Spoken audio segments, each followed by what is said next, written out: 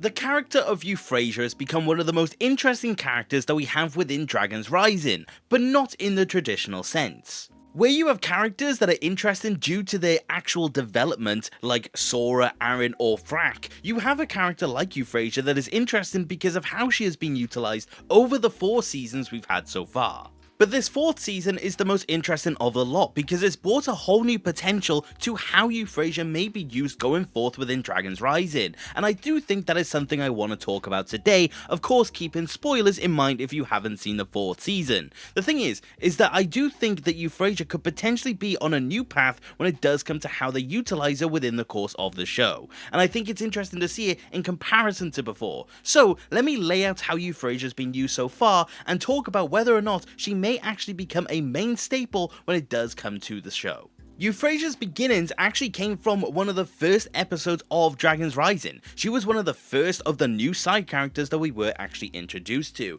and she of course was presented as the Cloud Kingdom monk who was hiding away when it came to her powers, but the whole episode talks about how she should utilize them for the greater good, be herself, and actually help the people that are around her. It is honestly a really good episode, and Euphrasia was definitely a standout there. But she was, by all accounts, confined to the Cloud Kingdom when it does come to Dragon's Rising as a whole. The episode itself, whilst being really good, never mentioned Euphrasia ever leaving the Cloud Kingdom or joining up with the ninja in any sort of adventure. She kind of makes her peace with the fact that she's a part of the Cloud Kingdom monks, and that is going to be where she remained. And honestly, for the most part, I think that was all their intention when it did come to the character. I honestly don't think they were going to do too much more with her until they actually realized how positive of a reception she actually did get.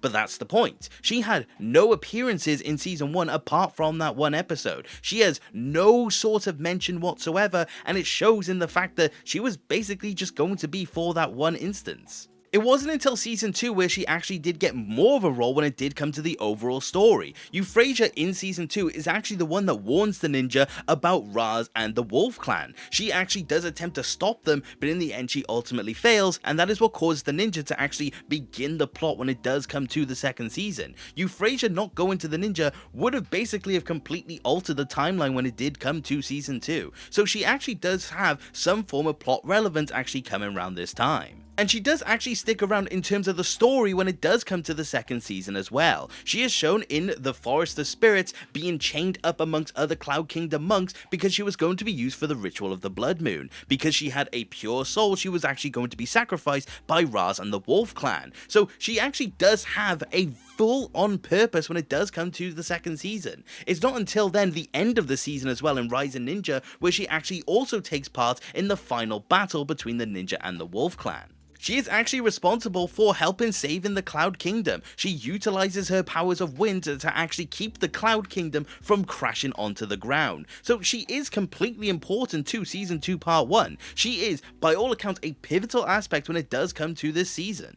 But then things change once more, where she went from a one-off episode and no other appearances in a season to actually being completely important in the next one. Season 2 Part 2 again changes things again. She is, of course, a part of the Tournament of the Sources. She is invited, she takes part within the games, she ultimately loses, but the thing is that she's still there just in a very background capacity. She fills out the crowd in a lot of scenes. She just hangs around and she takes part in the final battle once more, but again, not in a pivotal aspect. She does take down Cinder, but the thing is that it's not exactly essential, at least not in the vein of Season 2 Part 1. So we've been left with a 3rd level when it does come to Euphrasia's involvement within the story. Not at all, completely important, just kind of there. But things change once again because we get another difference in her usage in terms of Season 3. She is not present whatsoever, not even a mention within the 3rd season. She has no role whatsoever, and she doesn't even appear in any form or capacity. So again, you find yourself having another instance of a character just being utilized in a different sense. And of course, you can argue that, well, characters filter in and out of Dragon's Rising. It happens with a lot of side characters, and I do agree. But the thing is that it's so weird to see how weird and flippant back and forth the writers have been when it does come to this character. And funnily enough, it changes once more.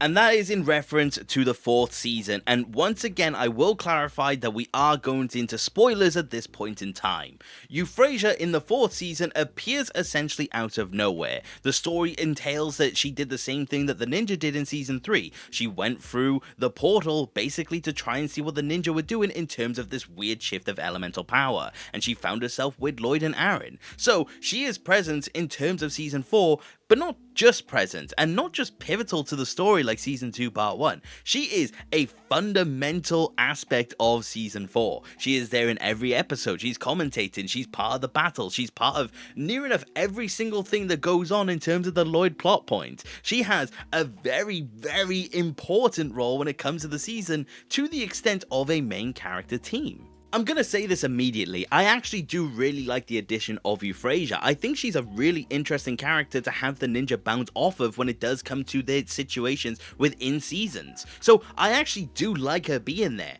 but I just found it very surprising that she was as ingrained into the season as she was. And even as far as saying that she is there to the very end. At the very end of this season, she is in the monastery with the rest of the ninja. She is sat there with Aaron and his parents. So the thing is that you realize that she is sticking around, and it seems to be that she's not going to be going away. And that is why it begs this question of, is she joining the ninja team from here onwards? Is she going to remain within the cast, and is she going to play a part in Dragon's Rising moving forth? Honestly, this could go either way. She could jump in and out of the story as quickly as we've seen it many times before. But the thing is that this feels like the most important aspect when it does come to her now, because there is one difference from now compared to every other time we've seen her before. And that is the fact that they have set up a plot point with her. A very big part of season 4 that a lot of people have wanted me to talk about is Aaron and Euphrasia. They've set up what seems to be a new relationship or a new budding romance between the two characters.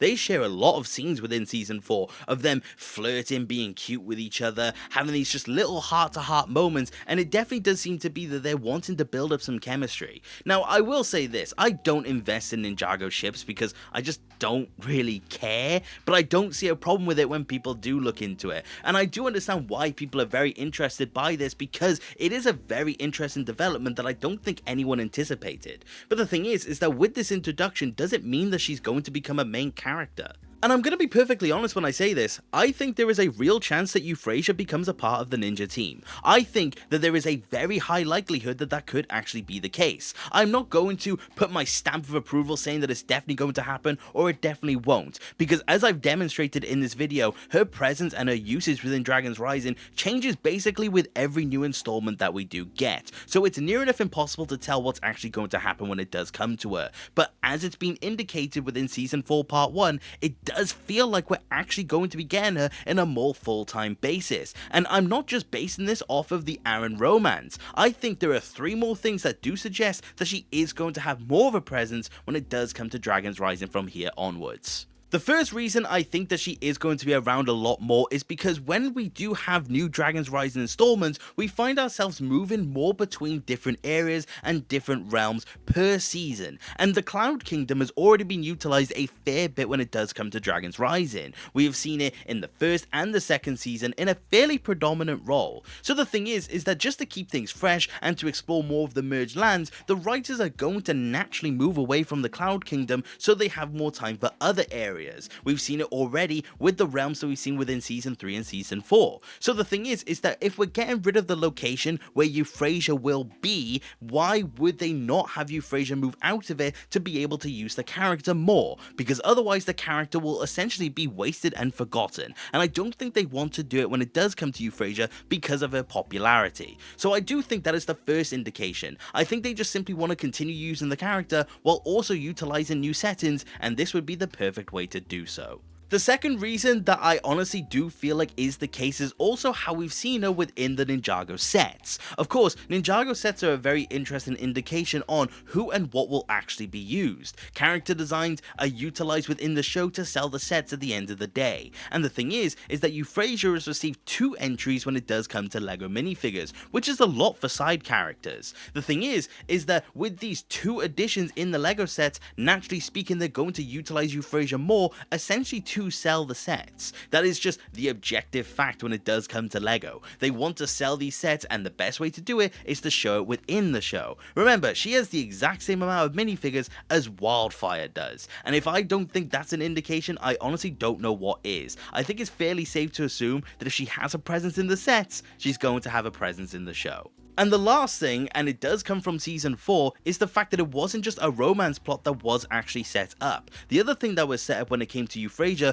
was the concept of her actually learning spin jitsu. Aaron has implied that he's going to teach her in the way of the art form, and I do think that is something that they're going to demonstrate. We've seen it many times within Dragon's Rising so far, training Ryu, Frack, Sora, Aaron. All of these characters have had these training arcs that we've seen throughout these seasons, and I do think it's time for Euphrasia to get it as well.